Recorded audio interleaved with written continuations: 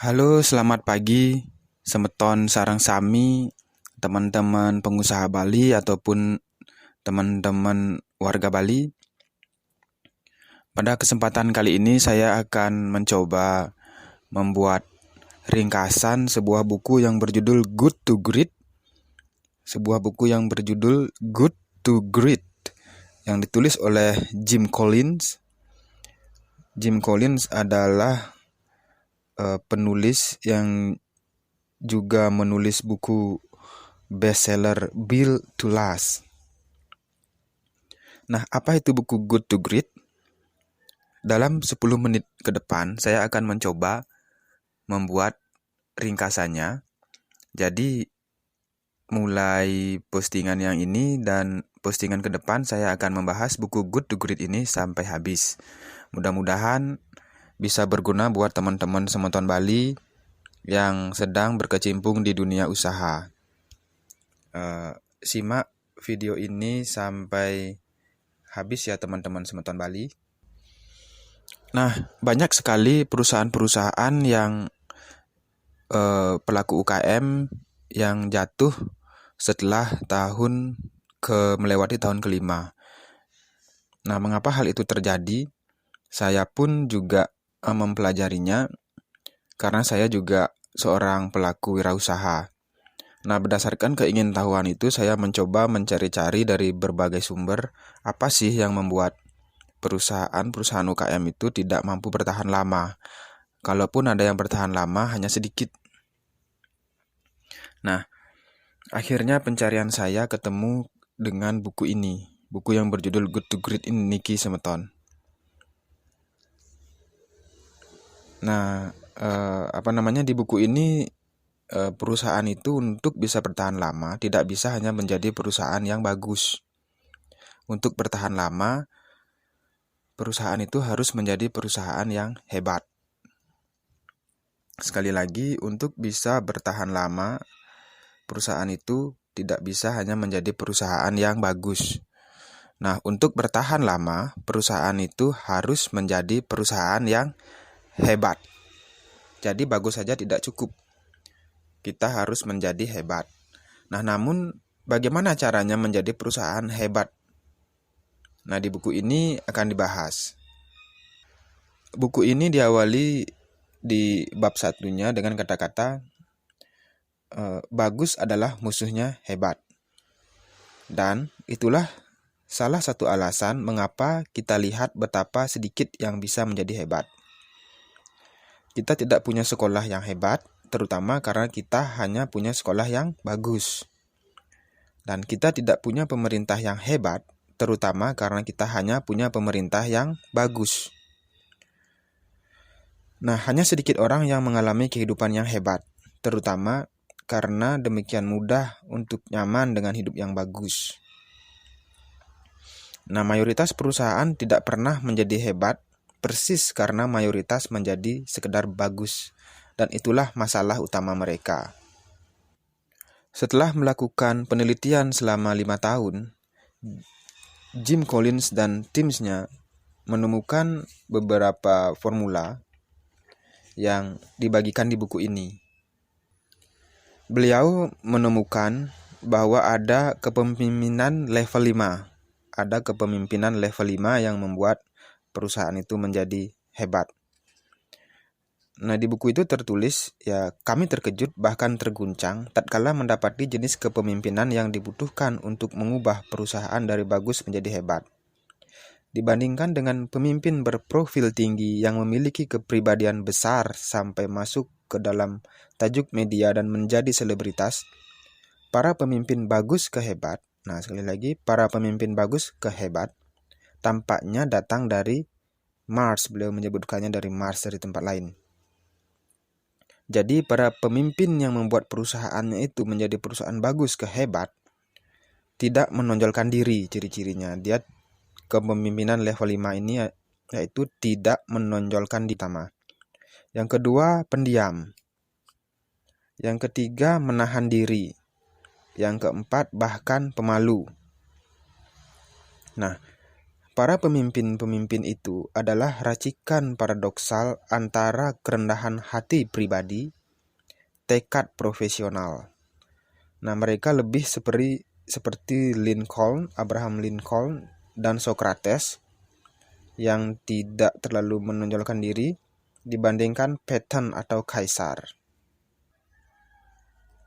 Pada awalnya, Jim Collins dan timnya hampir sama juga seperti kita tatkala kita akan membuat perusahaan.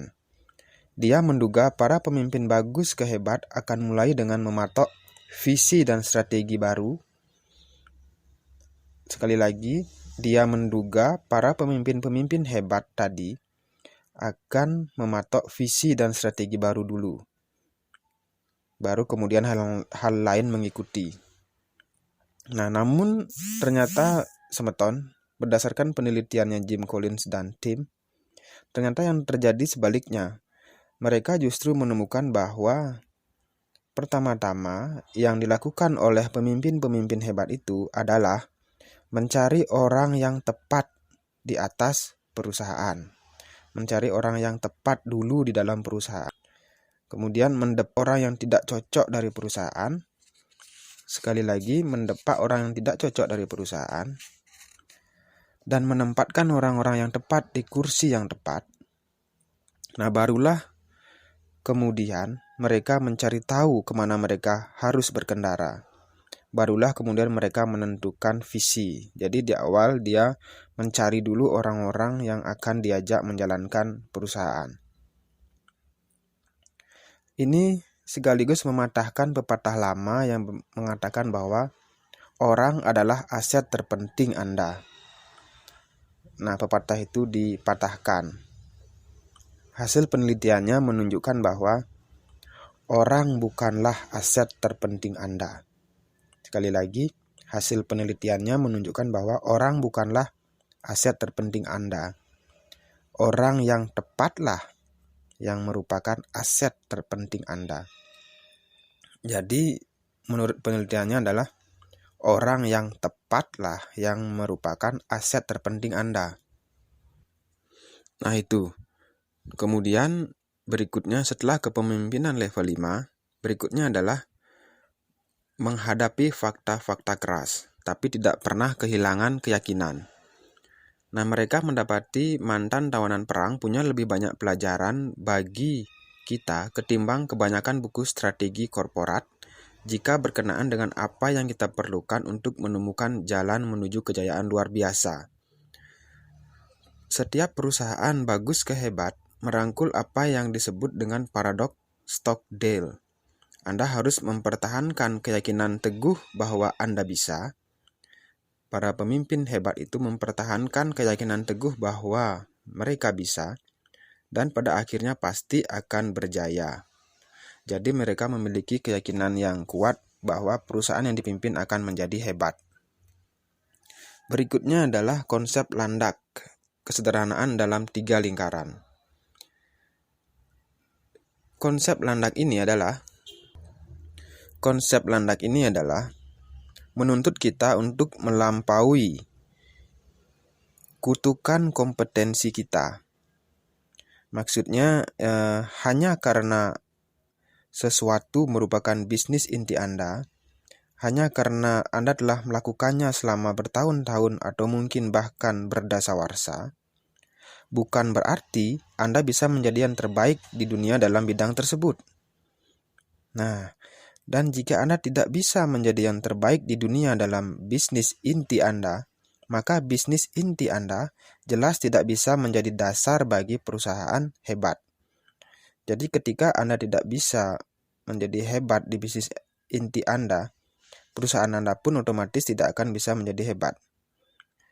Jadi, bisnis inti Anda harus diganti dengan satu konsep sederhana yang mencerminkan pemahaman mendalam tentang 3 lingkaran yang saling beririsan.